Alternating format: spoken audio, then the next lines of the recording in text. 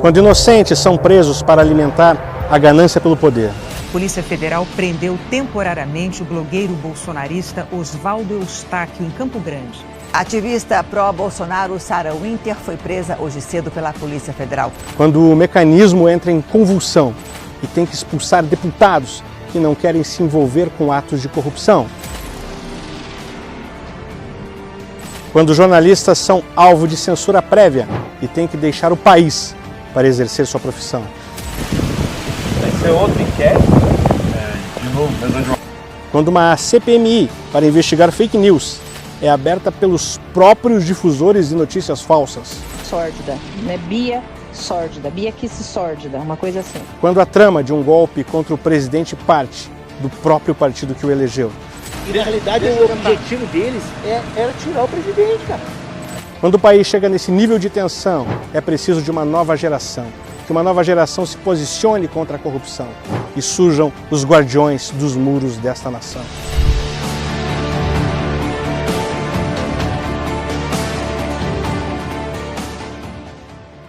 Tão perigosos quanto a esquerda são os inimigos que se fingem de aliados, mas sempre tramaram contra o presidente.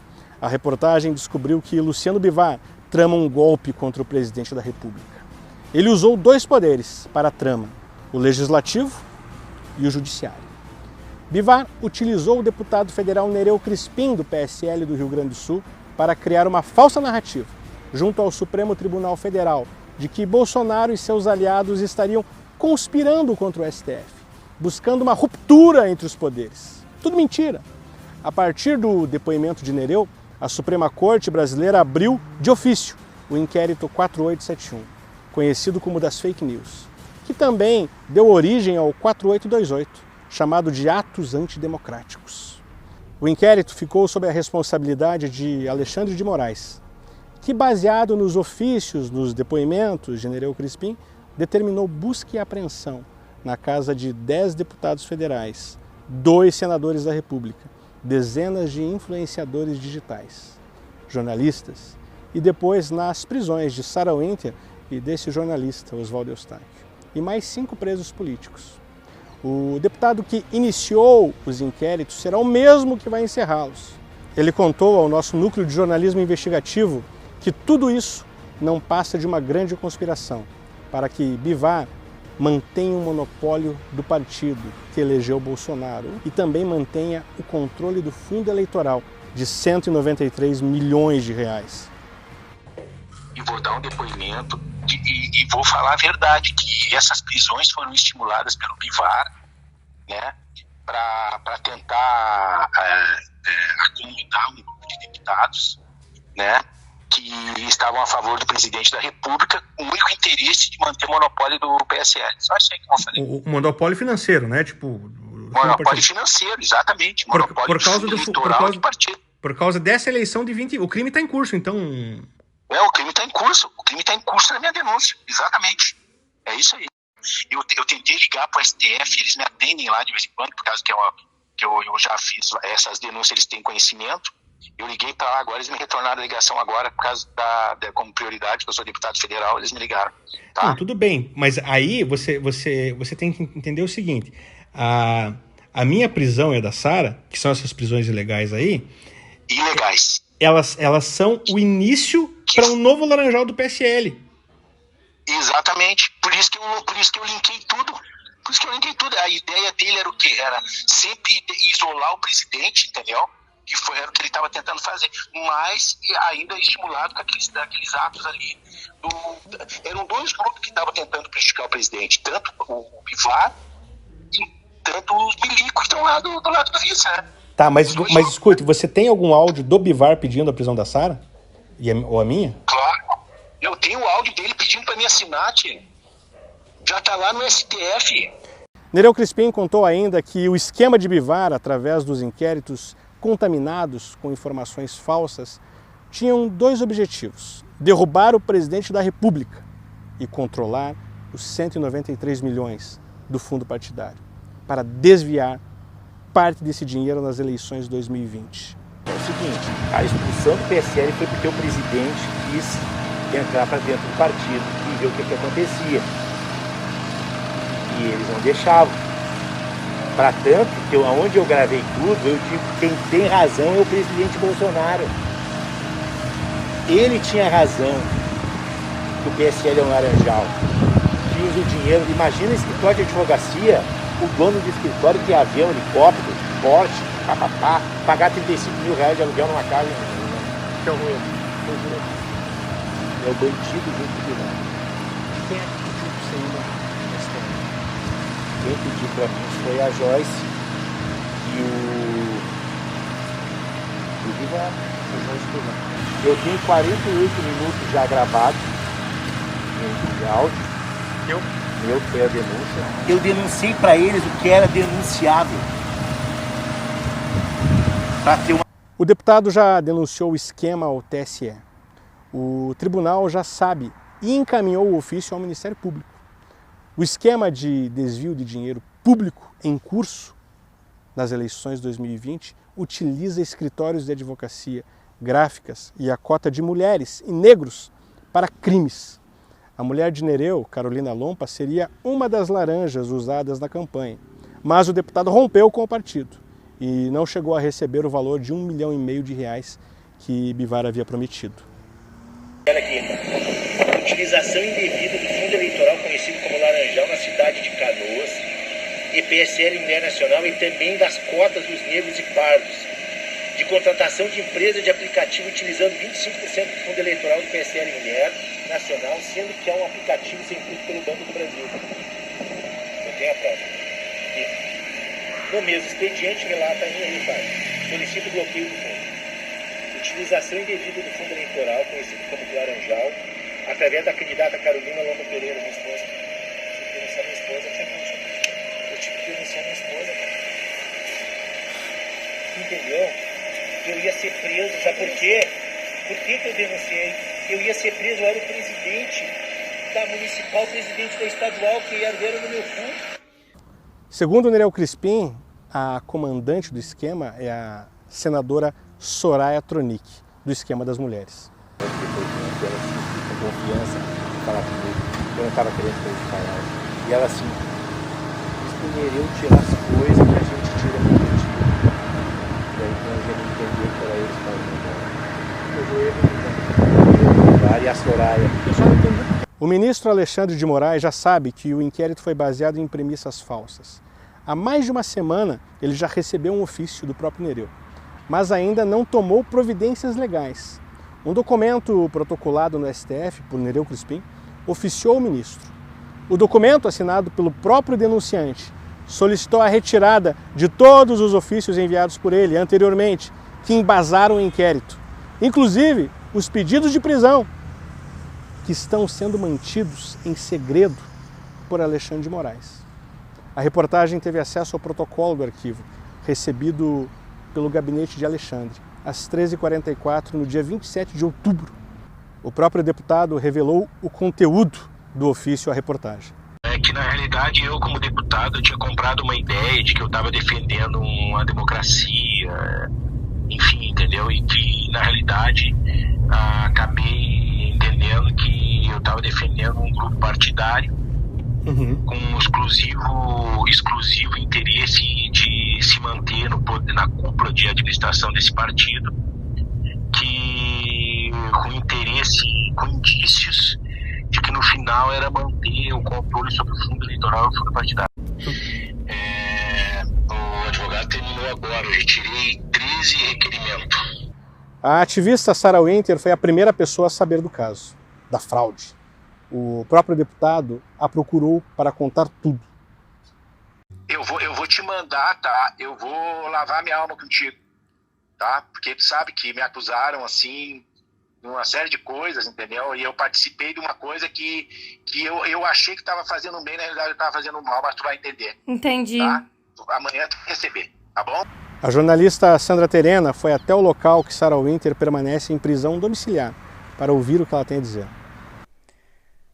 Sabe que durante todo esse tempo que eu tô presa, Sandra, eu tive os meus direitos fundamentais e humanos violados. Se a Suprema Corte já sabe, por que eu continuo com isso aqui na minha perna? Por que eu continuo com isso aqui? Por que eu continuo sendo tão lesada? Qual o crime que eu cometi? É um absurdo essa sensação que eu tenho de ser um bode expiatório.